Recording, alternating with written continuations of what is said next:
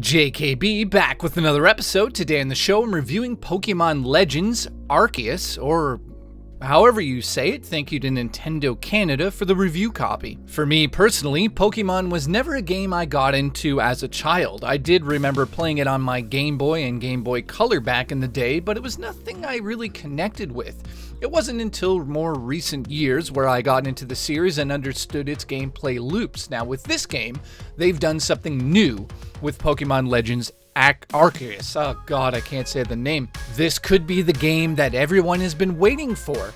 While it's not perfect, it's not just a step in the right direction, but one giant leap. The first thought I had after playing the game for a few hours was this is a lot like Monster Hunter, and you know what? It really works here. You've got the same type of setup from a Monster Hunter game where you have a main village which acts as the main hub world. This is where you're going to do trading and all sorts of other things like purchasing new items for your character, such as your suit or the color of your hat. You're going to also be dealing with a lot of the story out of this village. Now, surrounding the village is where you're doing the most of the gameplay. This is the massive semi-open world area that most people are going crazy about in reviews for this game. So the setup is very much like a Monster Hunter game. If you're familiar with the way Monster Hunter is set up, you'll be right at home here. You begin at a base camp at the beginning of every huge semi-world section. This is where you'll be able to prepare your Pokemon team, buy items, and craft items. You'll also finish all of your missions at the base camp.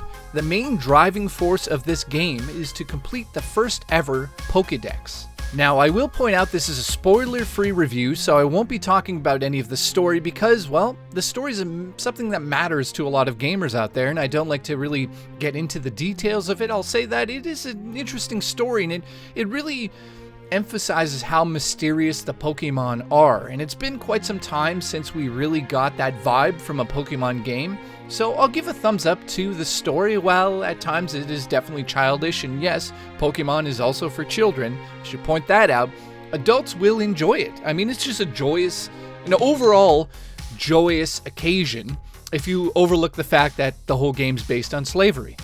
Yeah, that was a joke, if you didn't get that. But yeah, I mean, we're trapping poor innocent Pokemon, come on. The first thing I'm going to bring up is the open world. Now, a lot of people assume it's open world, but it's actually a semi-open world where there's sections broken up. It's not Breath of the Wild. You can't just simply go out there and start experimenting with whatever the hell you want to do. Now, you can instantly go out there and start collecting Pokemon and fighting Pokemon.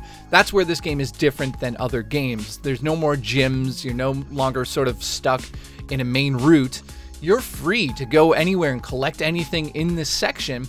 And it's, again, set up like Monster Hunter. Once you're done collecting and you feel like, okay, I can't really get further in this section, you can go back to your base camp and sort of cash out the Pokemon and complete that Pokédex. Now, this is where you're going to get points well, not points, but money and points towards the Pokédex. Now, there's a whole underlining system in place here, which I'm not going to get too deep into, but there are goals, and I'm going to kind of call them, like extra stats that you don't necessarily need to do, but the more Pokemon you collect, that'll go to your stats. The more times you collect the same Pokemon, that'll go to your stats. So there's a bit of an extra gameplay element loop inside of the just base gameplay of collecting and fighting your Pokemon. So it's interesting.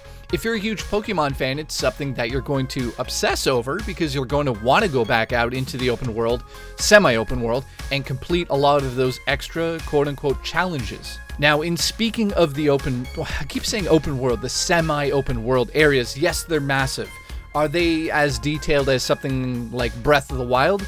Absolutely not. A lot of people might be a little disappointed with how basic this is. It's just you walking around looking at Pokemon, sometimes collecting some things here or there. You're not going to be doing much in terms of interacting with that world. Now, there's mini games that, I don't need to get into, which open up the gameplay later into the game. Those are interesting, but I have to be honest in my reviews. I know I say that a lot in my reviews because I'm assuming some people lie. I don't know. I'm not speaking on that, but I'm going to say that the open world isn't necessarily the most interesting part of the game. It is definitely bare bones, like at a bare minimum. They could have went really hardcore into this open world design, but they didn't. They kept it very bare bones, and it reminds me of past Pokemon games. To be honest, when did you ever play a Pokemon game where the world felt like Breath of the Wild? Never. We're still not at that goal. I can see this being a huge stepping stone getting towards that goal, though. Now let me get into the best aspect of this game, the Pokemon themselves. There's been no Pokemon game quite like this. They feel more alive in this game, more, passionate in terms of the design of the Pokemon. It feels alive. They're mysterious. There's moments in this game where you'll come across these extra special Pokemon, which again, I'm not going to ruin anything for you guys. You're going to feel like a kid again, playing the original Pokemon game, and I'm assuming that imagination you had as a child of being in a field and throwing a Pokeball at a Pokemon to collect it, this is like the dream come true for a lot of you out there. So if you were hoping that you would get that vibe as being like this young kid in a field collecting Pokemon and then battling Pokemon in the same field, this is it. This is it. Now, it's disappointing that you can't battle with your friends in these sections yet, and like I said, this is a huge stepping stone for the next game, and I hope they continue the Pokemon Legends legacy here. This has got to go on forever because it's going to be very difficult to go back from this. Now, in terms of the game meshing together, I'm an adult. I'm 40, almost 41 years old, so going over the story in this game, yes, it's just silliness. It's a lot of fun and a lot of mystery. They've brought back that mystery vibe about the Pokemon. So if you're looking for something that really introduces that mystery about the Pokemon, you finally get it back in a game. And it's exciting that they've introduced other things in the open world. For instance, you can ride some of the Pokemon. At one point, you can fly across these levels. This is the step in the right direction. Again, I'm going to keep saying that in this review. Now, a lot of people are talking about the visuals in this game being completely weak in PlayStation 2 or GameCube era. I have to agree, it's not the best looking game you're going to play on the Switch, but there's moments where it's beautiful. And I mean, the animation on all of the Pokemon is actually very impressive at times. You really get that character out of each of the Pokemon. It's also amazing to be able to just throw them out into the open world together. I mean, your whole team, and watch them interact with each other. And the longer you leave them interacting with each other, it's not like a dynamic thing. It's not going to change, but it's kind of cool to see them talking to each other, once. At least you got to do it once. So the game's not super deep in terms of that aspect. Like, you're not going to be seeing Pokemon do crazy things in this open world. It's kind of a simplistic world where you're just going out there, collecting Pokemon, and then let's get to the battling. The battling is really where you're going to spend the most time having fun with this game. There's a lot of aspects in this that they've changed. In the past, you'd have to upgrade your moves through all this weirdness and the menu systems and all that craziness. Now they've just dropped it down to the fact that each Pokemon can have 4 attacks. You're going to unlock attacks and as you evolve your Pokemon in the game. And of course, there's a place in the game where you can get points. Again, I don't want to get into too much detail here, but there's this cool feature where you get these merit points, I believe they're called, and you can spend them on getting extra points at this sort of like little dojo for the Pokemon in the game. So building your team, it hasn't been this fun forever. I mean, I've had a blast with this game, and while it's not the most perfect Pokemon game, there are some issues, especially with the open world design. You're going to be running into walls and jumping over into areas that you probably shouldn't be getting into just yet in the game.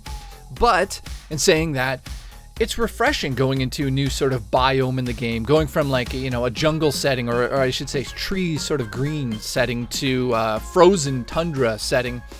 It really feels like a different Pokemon game because of that aspect, as well as the fact, like I'll say again, you can battle anywhere, and it's a free moving camera. You can move the camera in any direction, stand wherever you want to watch the battles.